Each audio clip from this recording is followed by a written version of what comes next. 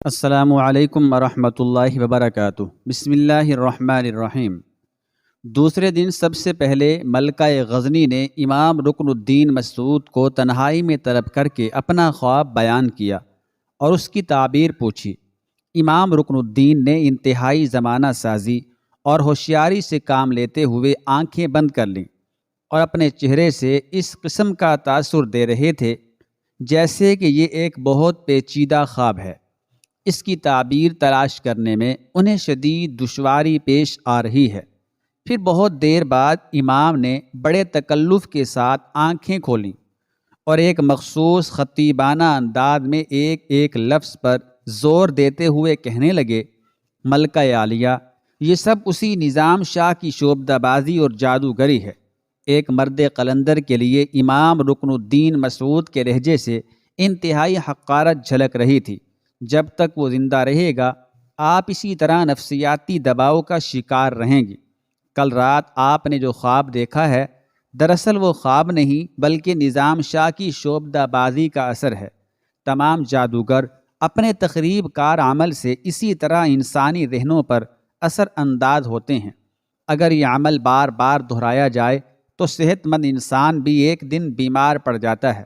امام رکن الدین مسعود جادو کی توجیہ پیش کر رہے تھے، پھر یہی بیماری بڑھتے بڑھتے انسانی ہلاکت کا سبب بن جاتی ہے۔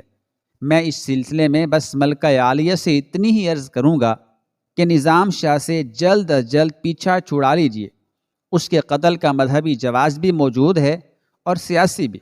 امام رکن الدین مسعود نے بڑے بے رحمانہ انداز میں نظام شاہ رحمۃ اللہ علیہ کے قتل کا فتویٰ دے دیا تھا۔ ملکہ غزنی کچھ دیر تک خاموش بیٹھی رہی۔ اس دوران اس کے چہرے پر مختلف رنگ ابھر کر ڈوبتے رہے۔ وہ شدید ذہنی کشمکش کا شکار تھی۔ امام رکن الدین مسعود ملکہ غزنی کی ان کیفیات اور ذہنی انتشار کا مشاہدہ نہ کر سکے کہ اس کا چہرہ دبیز نقاب سے ڈھکا ہوا تھا۔ میں آپ کے مشوروں پر سنجیدگی سے غور کروں گی۔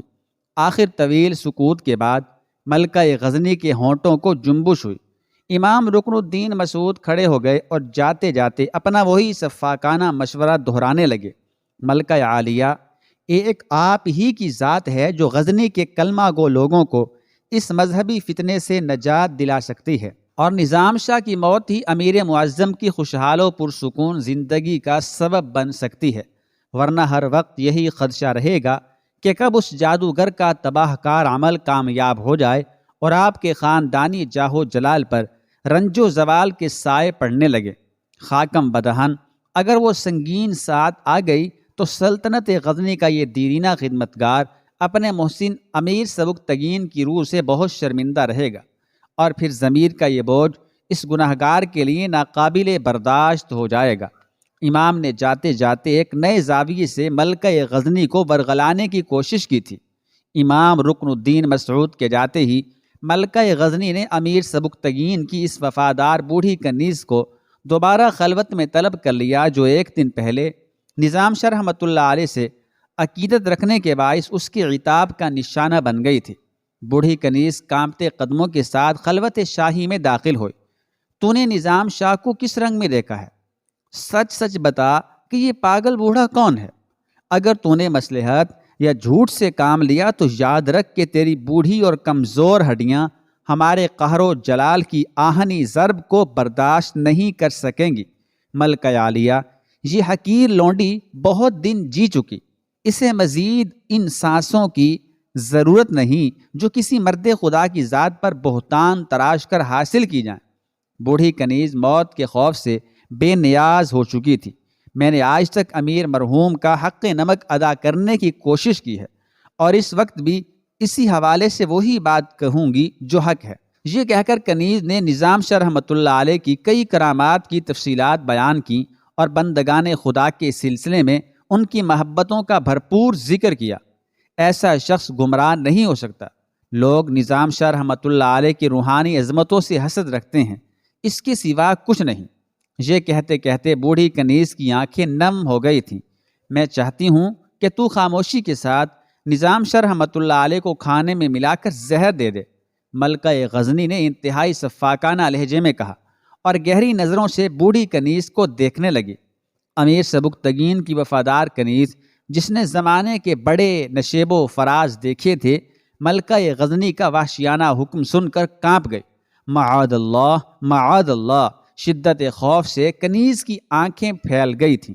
ملکہ معظمہ، یہ گناہ گار تو اس قابل بھی نہیں ہے کہ اپنے ناپاک ہاتھوں سے نظام شاہ رحمۃ اللہ علیہ کی خدمت میں پانی سے بھرا ہوا پیالہ ہی پیش کر سکے، پھر کہاں یہ زہر آلود خوراک؟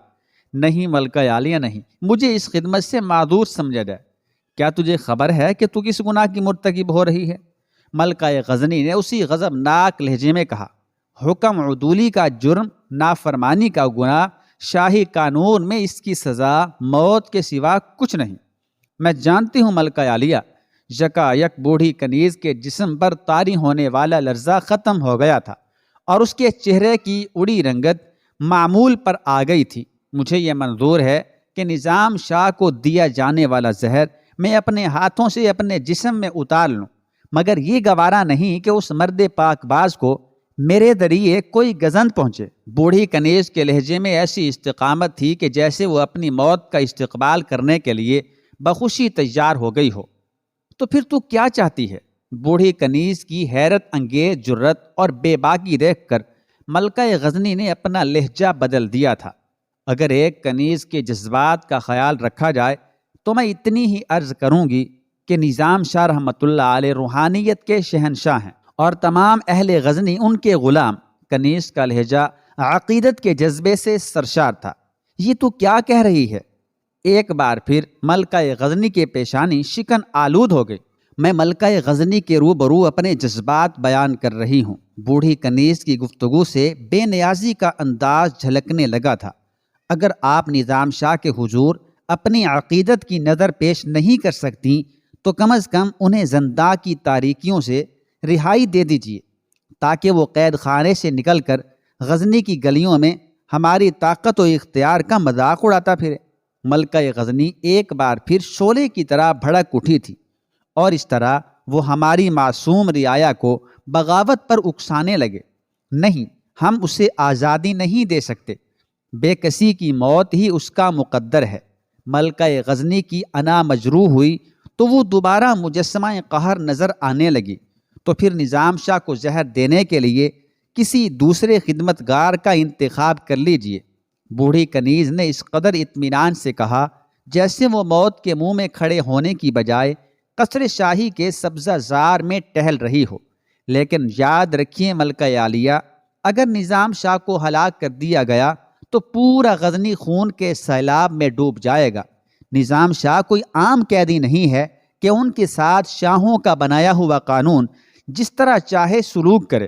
میری گناہ گار آنکھیں کئی دنوں سے یہ جان گداز منظر دیکھ رہی ہیں کہ امیر جلال جیسا بھیڑیا مسلسل نظام شاہ رحمۃ اللہ علیہ کا خون پی رہا ہے، اور خون آشامی کی یہ رسم محض آپ کے حکم پر ادا کی جا رہی ہے۔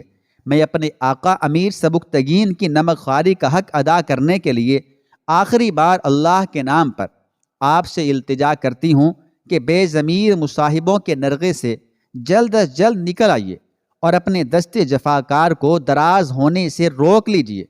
اب تک نظام شاہ رحمۃ اللہ علیہ کے جسم سے اتنا خون بہہ چکا ہے کہ اس کا حساب سرزمین غزنی سے ادا نہیں ہو سکتا۔ یہی سوچ سوچ کر میری روح لرزتی رہتی ہے۔ امیر جلال کو اس کی درندگی کی جو سزا ملے گی وہ تو ساری دنیا اپنی آنکھوں سے دیکھے گی، مگر میں اس بات سے ڈرتی ہوں کہ کہیں میرے آقا کا خاندان کسی دردناک مصیبت سے دوچار نہ ہو جائے۔ ملکہ عالیہ، اگر آپ نظام شاہ رحمۃ اللہ علیہ کو آزادی نہیں دے سکتی تو ان پر کیے جانے والے تشدد کا سلسلہ ہی بند کرا دیجیے۔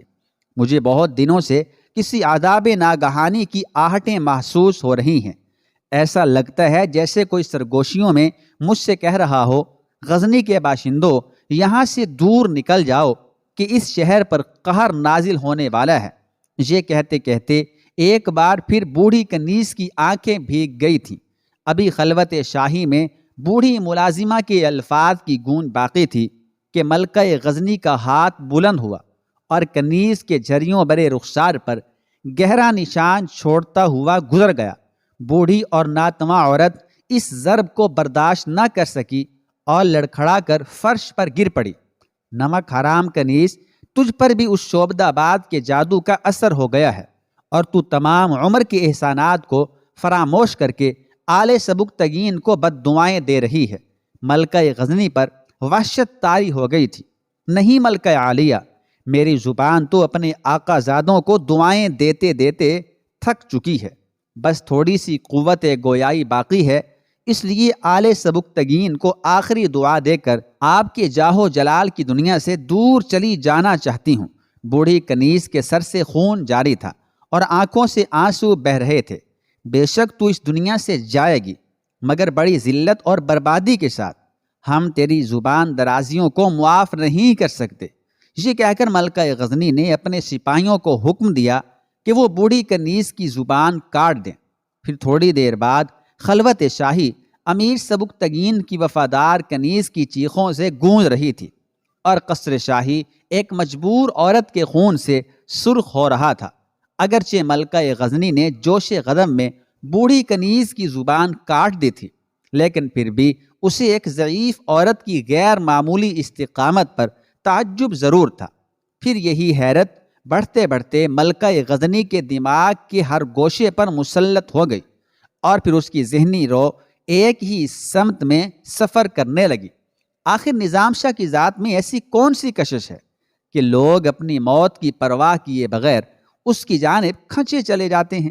ملکہ غزنی نے خود کلامی کے انداز میں کہا، اور پھر اسے فوراً ہی امام رکن الدین مسعود کے الفاظ یاد آ گئے کہ نظام شاہ ایک شعبدہ باد ہے اور وہ اپنے جادو کے اثرات سے لوگوں کی دماغی کیفیات بدل ڈالتا ہے۔ ملکہ غزنی نے سوچا کہ بوڑھی کنیز بھی نظام شاہ کے اسی جادو کے زیر اثر ہے اور اسی وجہ سے انتہائی ظلم و تشدد کو ہنسی خوشی برداشت کرنے پر آمادہ ہو گئی تھی۔ ابھی ملکہ غزنی اپنے کمرے میں تنہا کھڑی نظام شاہ رحمۃ اللہ علیہ کے حوالے سے مختلف واقعات پر غور کر رہی تھی کہ اچانک اسے گزشتہ رات کا لرزہ خیز خواب یاد آ گیا۔ اسے اپنے پورے جسم میں خوف و دہشت کی شدید لہر اٹھتی ہوئی محسوس ہوئی۔ نیند کے عالم میں صحیح، مگر اپنے بیٹے کا کٹا ہوا سر دیکھنا کوئی ایسا منظر نہیں تھا کہ انسان فوری طور پر ذہن کو جھڑک دے اور اس خوفناک تصور سے پیچھا چھڑا لے۔ یہ خواب تو اتنے پرہول ہوتے ہیں کہ انسانی دماغ پر ہمیشہ کے لیے نقش ہو کر رہ جاتے ہیں۔ ملکہ غزنی بھی اپنے اس خواب کو یاد کر کے ہوا کے رخ پر رکھی ہوئی کسی شمع کی لو کے مانند لرزنے لگی تھی۔ اگرچہ امام رکن الدین مسعود جیسے عالم نے نظام شاہ رحمۃ اللہ علیہ کے قتل کا فتویٰ دے دیا تھا اور خود ملکہ غزنی نے بھی یہ بات طے کر لی تھی کہ وہ بوڑھی کنیز کے ذریعے کھانے میں زہر دلوا کر نظام شاہ کے فتنے سے نجات حاصل کر لے گی، مگر رات کے خواب کی خوفناک یادوں اور زبان کاٹے جانے سے پہلے کنیز کی التجاؤں نے اس جارحانہ اقدام سے باز رکھا۔ اسی دوران سالار امیر جلال نے باریابی کی اجازت چاہی۔ ملکہ غزنی اپنے پریشان خیالوں کے حصار سے نکل آئی۔ ملکہ معظمہ کا اقبال اتنا بلند ہو کہ آسمان کی ہمسری کرنے لگے۔ امیر جلال غلامانہ انداز میں اس قدر جھک گیا تھا کہ اس کے سر اور زمین کے فرش میں برائے نام فاصلہ رہ گیا تھا۔ کیا کہنا چاہتے ہو؟ ملکہ غزنی کے ہونٹوں کو جنبش ہوئی۔ اس مختصر عرصے میں وہ اپنی شکستہ اعصاب پر قابو پا چکی تھی۔ نظام شاہ کے لیے کیا حکم ہے؟ امیر جلال سیدھا ہوا اور کہنے لگا، وہ پاگل بوڑھا کسی بھی حال میں امیر معظم کی اطاعت پر آمادہ نہیں ہے۔ اگر ملکہ عالیہ کی اجازت ہو تو اسے زندگی کی قید سے آزاد کر دیا جائے۔ اس کا خیال تھا کہ اس کی بات سنتے ہی ملکہ غزنی نظام شاہ کے قتل کا حکم صادر کر دے گی، مگر وہ اس وقت حیران رہ گیا جب ملکہ غزنی نے کسی تردد اور ہچکچاہٹ کے بغیر کہا، اسے اس کے حال پر چھوڑ دو۔ کیا اس کے جسم کو زنجیروں سے آزاد کر دوں؟ فرط حیرت سے امیر جلال کی آنکھیں کھلی کی کھلی رہ گئی تھیں۔ اور کیا اسے زنداں کی تاریکیوں سے نکال کر دن کے اجالے کی طرف جانے دوں؟ امیر جلال کی آواز سے ارتعاش نمایاں تھا۔ ہاں، اس کی زنجیریں کھول دو اور تشدد کا سلسلہ بند کر دو، ملکہ غزنی نے سرد لہجے میں کہا، مگر ابھی اسے زنداں میں رہنے دو کہ وہ باہر جائے گا تو لوگ نئی گمراہی میں مبتلا ہو جائیں گے۔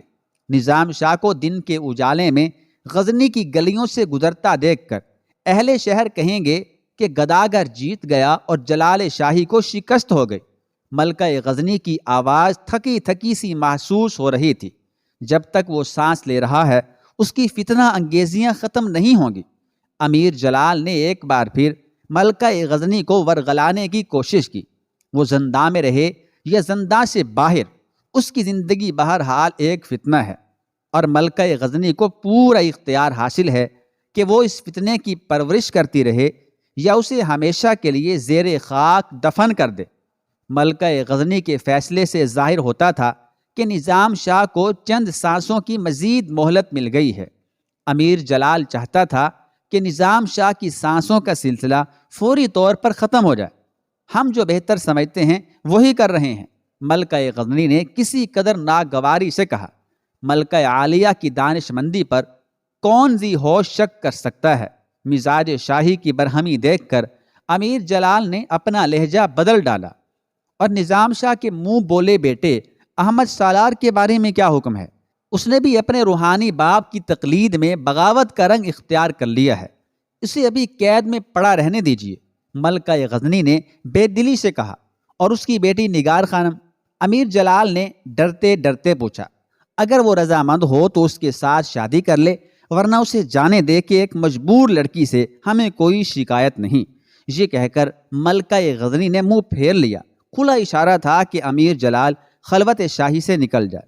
ناظرین، آج کی تحریر میں تھوڑی بہت غلطیاں ہیں تو آپ اگنور فرمائیں۔ پڑھا میں نے ٹھیک ہے، لیکن رائٹنگ میں تھوڑی سی غلطیاں ہیں۔